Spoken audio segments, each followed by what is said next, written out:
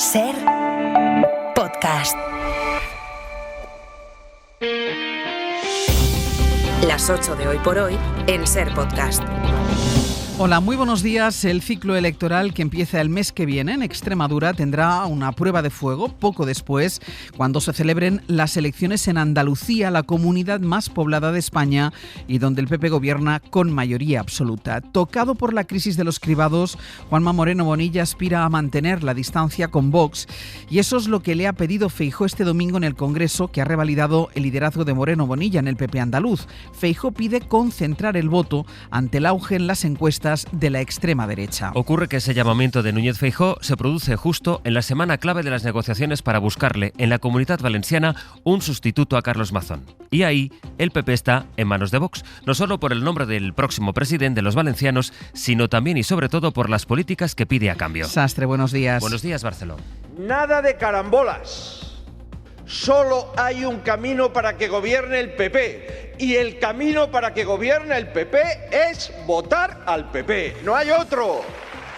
No nos despistemos, no lo hay. Feijóo negocia en Valencia con Vox contrarreloj mientras lanza el mensaje frente a Vox en Andalucía, que será fundamental en la estrategia del PP para tratar de volver a la Moncloa. Hoy el PP va a reunir a su dirección nacional en Melilla, en una nueva foto simbólica para incidir desde allí en el endurecimiento de su discurso precisamente sobre inmigración.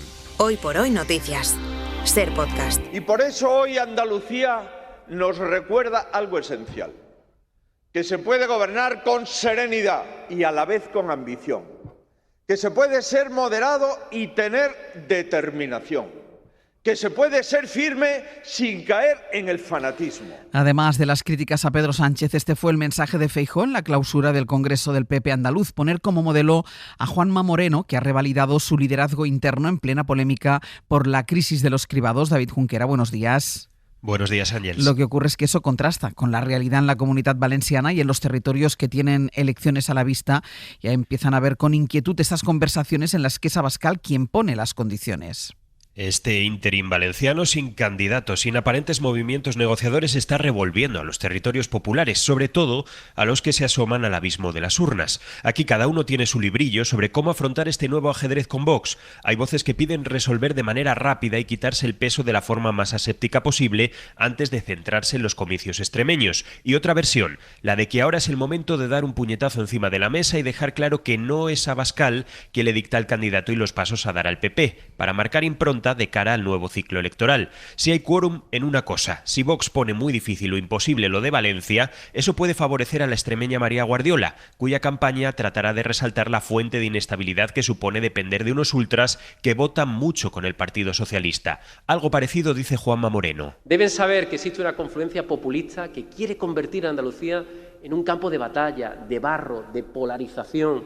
Una UTE, una unión temporal electoral de todos los grupos de la oposición, son la cara A y la cara B de un mismo disco. No piensan lo mismo, pero buscan lo mismo: romper la mayoría de la estabilidad. Cara A, B y hasta C. Está obligado a mostrar también Feijóo, que a la vez que alerta contra Vox, despliega parte de su discurso y se ve obligado a entenderse con ellos para desatascarlo de Valencia en una semana decisiva. David, gracias. Gracias. En 9 días acaba el plazo en Valencia para registrar el nombre de un candidato a la investidura como nuevo presidente. Ese es el margen que tienen para negociar PP y Vox.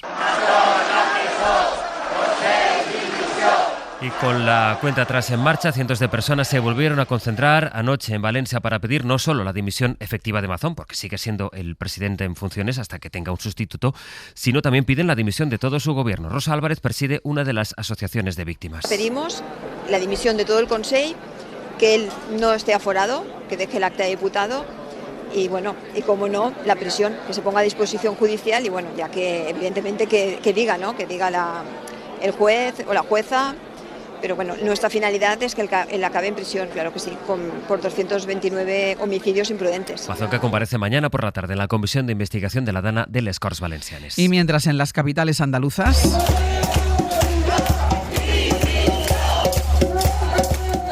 Ayer volvió a ser día de manifestaciones contra la gestión de la Junta de Andalucía por la crisis de los cribados y en las que se pidió la dimisión del presidente andaluz. El malestar se mantiene en las calles, mientras en el Congreso, del que ha salido revalidado, Moreno Bonilla ha defendido su gestión.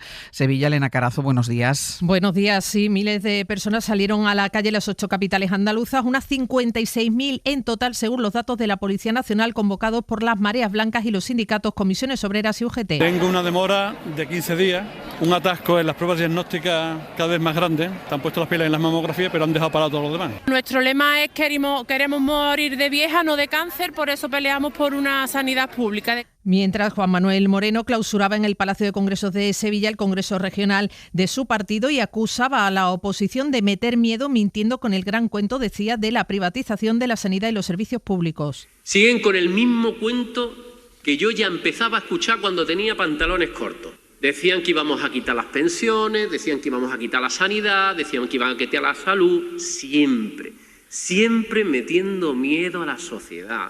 Congreso en el que Moreno salía reelegido por cuarta vez con el 99,5% de los apoyos. Y mientras Pedro Sánchez ha empezado la semana en Colombia, donde se ha celebrado la cumbre entre la Unión Europea y los estados de América Latina, donde el presidente español no ha mencionado a Trump directamente, aunque sí ha lanzado este mensaje en plena polémica entre Estados Unidos y Colombia o Venezuela. Creemos que todos los estados son iguales y deben resolver sus disputas por medios pacíficos.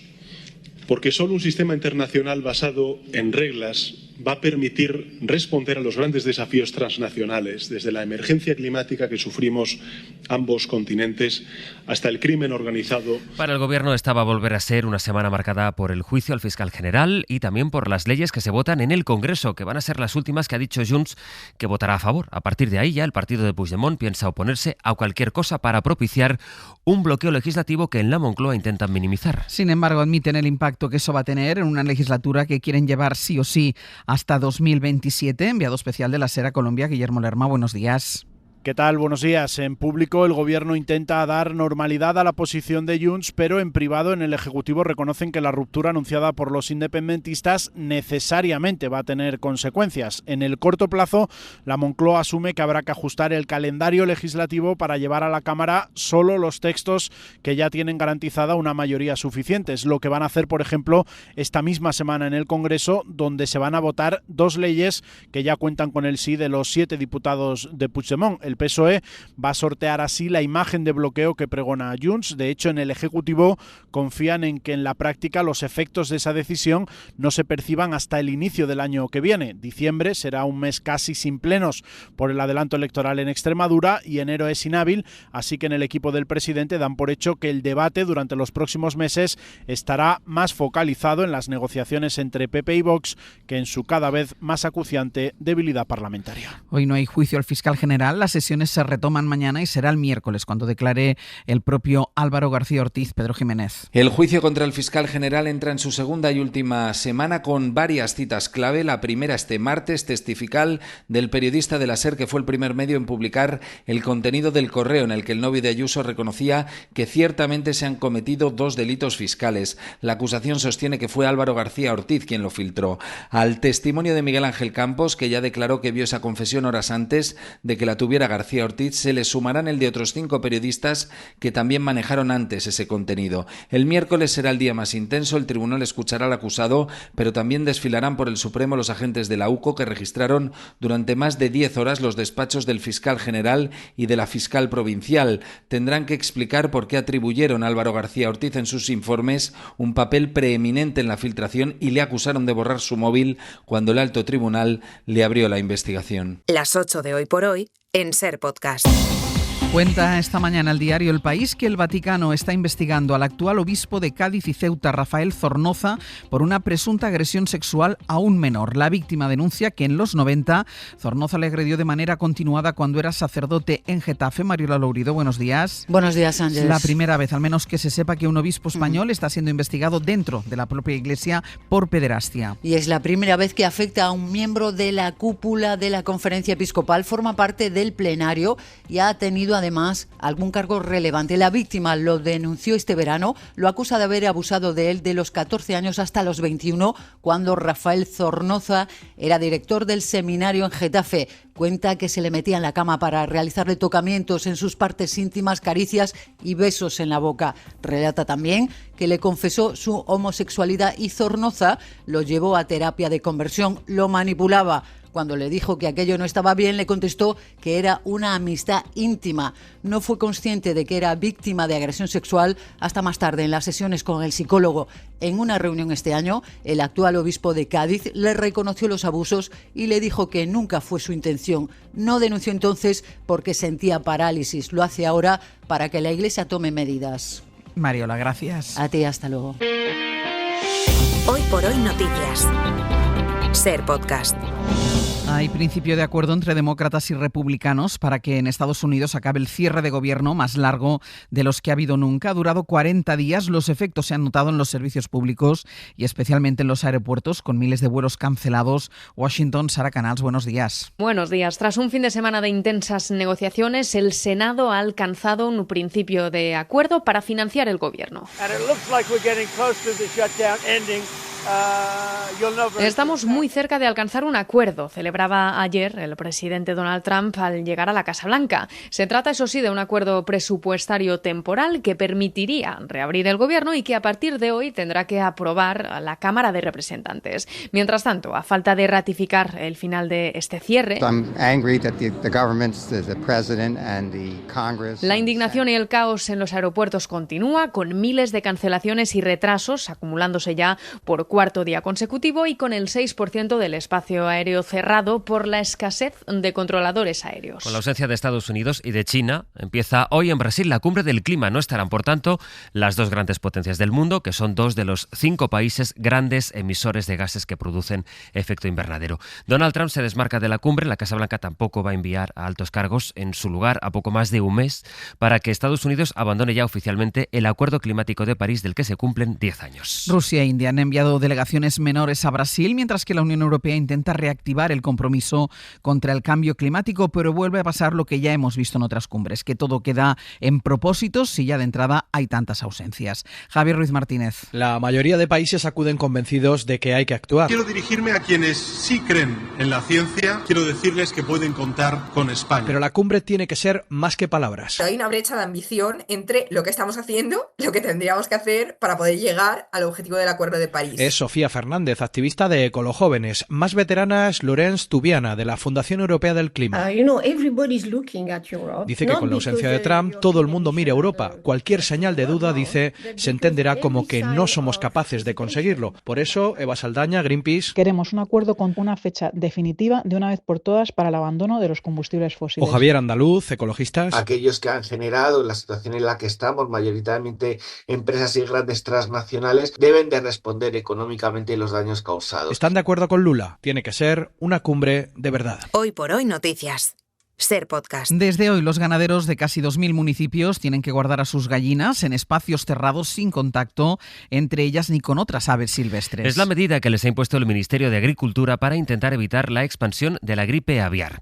Nuestro país reúne 14 de los 139 focos de gripe aviar que tienen una alta concentración de patógenos y que se han detectado dentro de la Unión Europea desde verano hasta ahora. Las organizaciones de consumidores temen que esto haga subir el precio de los huevos. Adela Molina. Casi 3 millones de aves de corral han tenido que ser sacrificadas en los últimos meses en España debido a la gripe aviar. Una crisis que ha tenido un impacto directo en la cesta de la compra y ha disparado el precio de los huevos, denuncia Enrique García de la Organización de Consumidores y Usuarios. La docena de huevos de categoría M ha pasado de 2,14 euros en febrero a 3,14 euros en octubre.